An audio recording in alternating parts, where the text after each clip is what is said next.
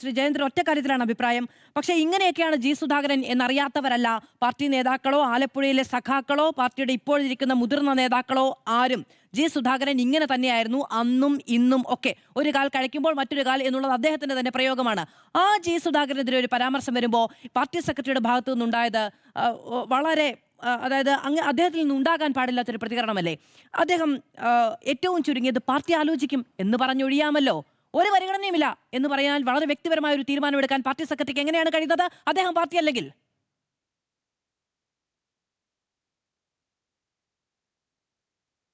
Sudhakaran party അല്ലെങ്കിൽ അല്ല, party നേതൃത്വം എന്ന് പറയുന്നത് സെക്രട്ടറിക്ക് വളരെ വ്യക്തിപരമായ അഭിപ്രായം പറയാൻ കഴിയില്ല എങ്കിൽ എന്നുള്ളതാണല്ലോ സംഘടനാ സംവിധാനം. ഇത് വളരെ വ്യക്തിപരമായ ഒരു പ്രതികരണമായിരുന്നു പാർട്ടി സെക്രട്ടറിയുടെ ഭാഗത്തു നിന്നുണ്ടായത്. ഒരു പരിഗണനയുമില്ല. അങ്ങനെയാണോ ഒരു മുതിർന്ന നേതാവിനെ കുറിച്ച് സംസാരിക്കേണ്ടത്? അല്ല, അതിൻ്റെ അകത്ത് ഈ സംസാരത്തിന്റെ ശൈലീഭേദങ്ങളെ കുറിച്ചൊക്കെ വേറെ തർക്കിക്കാം. അപ്പൊ ആ കാര്യത്തിൽ തന്നെ മാധു ഇപ്പൊ പരാമർശിച്ച ആ ഇൻസിഡന്റിൽ തന്നെ അതിന് തൊട്ട് മുൻപ് ചോദിക്കുന്നത് മാധ്യമപ്രവർത്തകർ ചോദിക്കുന്നത് സുരേഷ് കുറുപ്പിനെ കുറിച്ചാണ്. സുരേഷ് കുറുപ്പില്ല എന്ന് പാർട്ടി സെക്രട്ടറി പറയുന്നുണ്ട്. ജി സുധാകരനോ ഇല്ല, പരിഗണിച്ചിട്ടില്ല എന്ന് തന്നെ പറയുകയും അവിടെ അദ്ദേഹത്തിന്റെ ചിരിയും കൂടെ വരുന്നുണ്ട്. അദ്ദേഹം മറ്റ് മുൻ പറഞ്ഞ പരാമർശം അങ്ങനെയൊന്നല്ല പറയുന്നത്. അങ്ങനെയാണെങ്കിൽ ഇത്തരം വിമർശനങ്ങളും ഉണ്ടാവില്ല.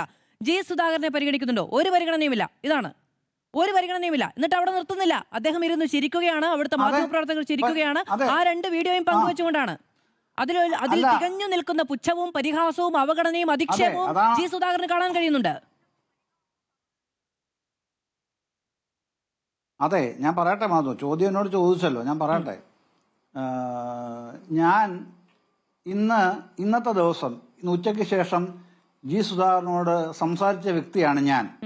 മറ്റാർക്കെങ്കിലും അദ്ദേഹത്തോട് സംസാരിക്കാൻ ഉച്ചയ്ക്ക് ശേഷം കഴിഞ്ഞിട്ടുണ്ടെന്ന് ഞാൻ വിചാരിക്കുന്നില്ല. മാധ്യമങ്ങളിൽ വാർത്ത വന്നതിന് ശേഷം ഞാൻ സംസാരിച്ച ആളാണ്. അതുകൊണ്ടാണ് പറയുന്നത്.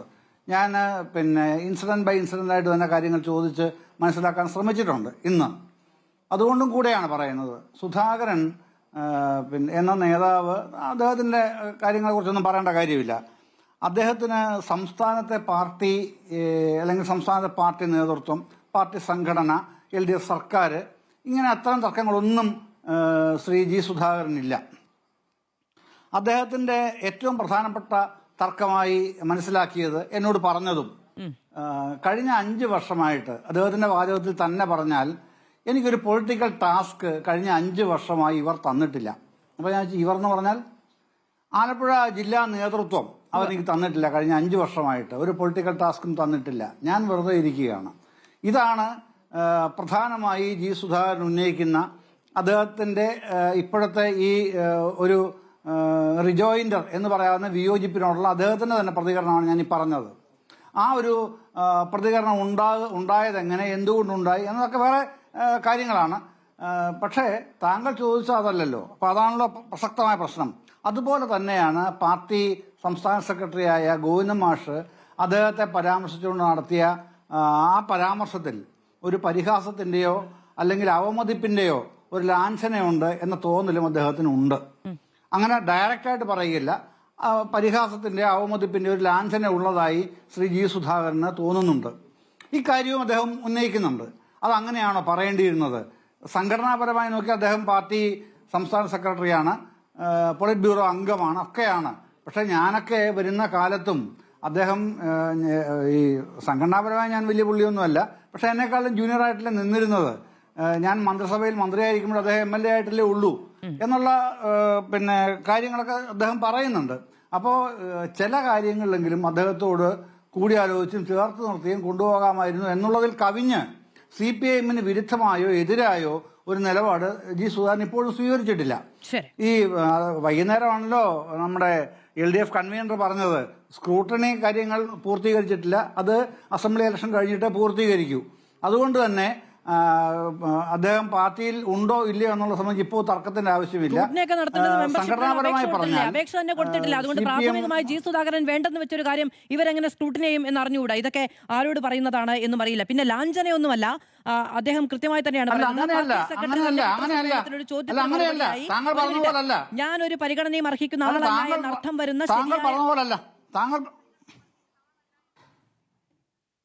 താങ്കൾ പറഞ്ഞതുപോലല്ല അതിനകത്ത് വസ്തുത അതല്ലല്ലോ. അത് അങ്ങനെ പറഞ്ഞു പോകരുത് മാധവ്, അത് തെറ്റല്ലേ? കാരണം പാർട്ടി സ്ക്രൂട്ടണിയെ കുറിച്ചൊക്കെ താങ്കൾ ഇത്ര ആധികാരികമായിട്ട് എങ്ങനെ പറയാൻ കഴിയും? പാർട്ടി സ്ക്രൂട്ടണി എന്ന് പറയുന്നത് പിന്നെ ജി സുധാകരൻ ഉൾക്കൊള്ളുന്നത് ആലപ്പുഴ DC ബ്രാഞ്ചിലാണ്. ഈ DC ബ്രാഞ്ചിൽ ആ ബ്രാഞ്ച് ചേർന്ന് ജി സുധാകരന്റെ മെമ്പർഷിപ്പ് പുതുക്കാനാണ് നിശ്ചയിച്ചത്. അത് പുതുക്കാൻ നിശ്ചയിച്ചു കഴിഞ്ഞു. പക്ഷെ അതിന്റെ ഫോം പൂരിപ്പിച്ചു കൊടുക്കണം, അത്ര ഫോർമാലിറ്റീസ് ഉണ്ട്. അതിനു വേണ്ടിയിട്ടാണ് DC ബ്രാഞ്ചിന്റെ ബ്രാഞ്ച് സെക്രട്ടറി വീട്ടിൽ ചെന്നത്. അപ്പോഴാണ് അദ്ദേഹം ഒപ്പിട്ട് കൊടുക്കുന്നില്ല എന്ന് പറയുന്നത്. അല്ല താങ്കൾ പറയുന്നത് പോലല്ല, നിശ്ചയിച്ചിട്ടുണ്ട്. അദ്ദേഹത്തിന്റെ അംഗത്വം പുതുക്കാൻ തന്നെയാണ് DC ബ്രാഞ്ച് നിശ്ചയിച്ചിട്ടുള്ളത്. ഇപ്പോഴും നിൽക്കുന്നത് അദ്ദേഹമാണ് ഒപ്പിട്ട് കൊടുക്കാതിരുന്നത്. കാര്യം ഇനി പാർട്ടി എന്ത് തീരുമാനമെടുക്കാനാണ് പ്രാഥമികമായ തീരുമാനം അദ്ദേഹമാണ് കൈക്കൊള്ളേണ്ടത് എന്നാണ് ഞാൻ പറഞ്ഞത്. അങ്ങനെ അങ്ങ് പറഞ്ഞു പോകാൻ പറ്റില്ലല്ലോ. പിന്നെ അങ്ങ് പറഞ്ഞൊരു കാര്യം, ഈ പാർട്ടി സെക്രട്ടറി ഒരു പരിഗണനയും അർഹിക്കുന്ന ആളല്ല എന്നർത്ഥം വരുന്ന ശരിയല്ലാത്ത പ്രയോഗം നടത്തുകയും കളിയാക്കിച്ചിരിക്കുകയും ചെയ്തു. പത്രക്കാരെല്ലാം പൊട്ടിച്ചിരിക്കുന്നത് കണ്ടു. ഇതൊന്നും ചോദിക്കാനോ തിരുത്താനോ ആരും തയ്യാറായിട്ടില്ല. കൂടുതൽ സംഭവങ്ങൾ വിവരിക്കുന്നില്ല. ഈ സാഹചര്യത്തിൽ പാർട്ടിയിൽ തുടർന്ന് മേൽപ്പറഞ്ഞ നേതാക്കൾക്ക് ബുദ്ധിമുട്ടുണ്ടാക്കാൻ ആഗ്രഹിക്കുന്നില്ല. ജില്ലാ കമ്മിറ്റി എന്നുള്ള ജില്ലാ നേതൃത്വം എന്നല്ല, സംസ്ഥാന നേതൃത്വത്തിന് വരെ താൻ അനഭിമതനാണ് എന്ന തിരിച്ചറിവിലാണ് അദ്ദേഹം ആ തീരുമാനമെടുക്കുന്നത് എന്നുള്ളതാണ് ഞാൻ പറഞ്ഞു വെച്ചത്.